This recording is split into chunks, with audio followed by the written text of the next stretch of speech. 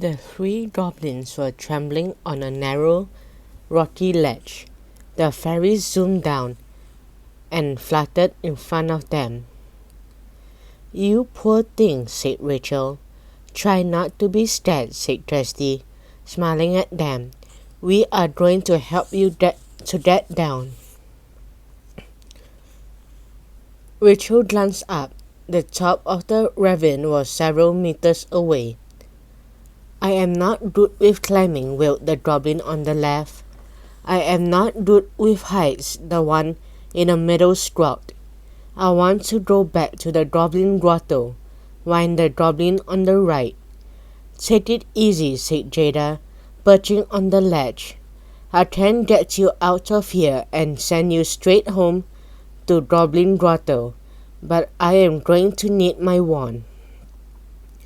At once the middle goblin held out her tiny wand in the palm of his shaking, bony hand.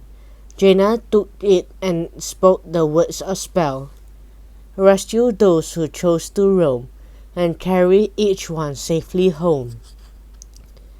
A shining cord of pure light shot out of the tip of her wand, coiling itself around and around until it had formed a basket large enough for the goblins. Next, a bubble inflated from the wand's tip, swelling until it was even bigger than the basket. Ribbons of light tied the basket underneath the bubble. "It is a magical hot air balloon," Rachel exclaimed. "This will carry you home in style," said Jayda. "Hop in." The basket hovered steadily in front of the ledge. One by one, the goblins jumped into it. "There is a box of fresh buckmallows in there for the journey," said Jayda. "Enjoy your trip." The goblins dived into the bottom of the basket. The sound of them scrabbling over the buckmallows faded as the hot air balloon carried them away from Mistfall Mountains. "Well done, Jayda," said Kirsty. "But why didn't you just magic them straight to Goblin Grotto?" "Sometimes enjoying the journey is just as important as getting where you want to go," said Jayda. "It is the same with snowboarding. The fun is in getting down the mountain, not arriving at the bottom." Rachel gave a sudden exclamation. "I have just remembered that the queen is waiting for us," she said. "We need to get to Fairyland." "That is true," said Jayda. "And this time the journey needs to be as quick as possible." She waved her wand and sparkling fairy dust swirled around them. For a few seconds it was like being inside a whirlwind of glittering diamonds. Then the sparkles cleared and they were flying high above the pink Fairyland Palace. Everything around it was covered in a thick layer of powdery snow that glittered in the sunlight. They flew down to the entrance, where they saw an old friend. "Bertram," exclaimed Kirsty, hugging the frog footman. "It is great to see you." "Welcome back," said Bertram with a wide smile. He was wearing a bobble hat that matched his smart uniform. "We are here to see the Queen," said Rachel. "You'll find her in the palace garden with Alyssa, the Snow Queen Fairy," she said. "Stanley will show you where they are." He snapped his fingers, and Stanley, a young frog footman who the girls had met once, came hurrying to their side.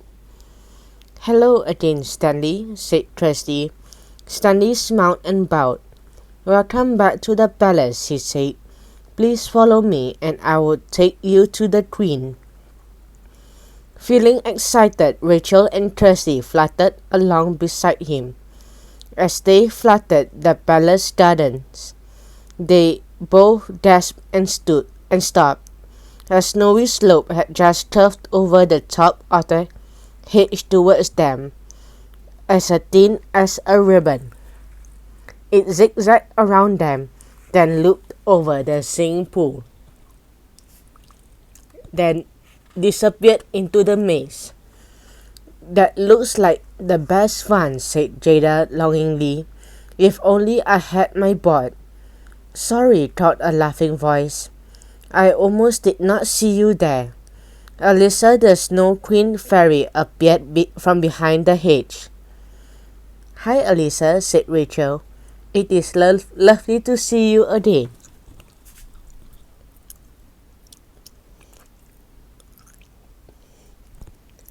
Alyssa hugged both Rachel and Kirsty. I am here to build a few ski runs for the Snow Fun Day, she said. You are doing a magnificent job, said a kind, warm voice. Queen Titania was gliding towards them across the snow. She was wearing a raspberry red robe trimmed with white velvet. Rachel and Kirsty curtsied. Welcome to Fairyland, dear friends, said the Queen. The Dode Meadow Dames fairies have told me how much you have done to help them. I know that you are going to do everything you can to save Jayda's magical snowboard. Is there anything that I can do to help? Rachel and Kirsty thought hard. Then Rachel remembered how jealous Jack Frost had been when everyone was admiring Tim's snowboarding skills that morning. And an idea popped into her mind. There is one thing, Your Majesty, she said. Jack Frost is causing trouble because he wants to be a star. He wants everyone to be watching him and admiring his amazing tricks. But what if he could do that at the Snow Fun Day? But the Snow Fun Day has no winners, said the Queen. It is about enjoying the sports, not winning. I thought that if Jack Frost would be the guest performer, he would feel so special that he would forget about the Dode Meadow Games, said Rachel. The Queen's eyes twinkled. What a good idea, she said. Jack Frost is very proud. When he feels special, he sometimes behaves better. Queen Titania waved her wand, and the snow in front of her began to shiver. It hardened and thickened into the shape of a snowboard. The Queen drew a blue lightning bolt in mid-air. It sank down and settled onto the hardened snow. Finally, the Queen wrote the words Lightning Frost in silver lettering. The finished snowboard rose out of the snow and hovered in front of them. It is beautiful, said Jayda in a whisper. With another wave of the Queen's wand, a scroll of paper appeared with a golden seal. This is a royal invitation for Jack Frost, asking him to be our guest of honor, said Queen Titania. Jayda took the board and the scroll. I will send you back to your afternoon lesson with Tim, Jayda said. You need to learn about jumping so that you can have the most fun in the competition tomorrow. I will be there and we will see if we can persuade Jack Frost to do the right thing and give me back my board.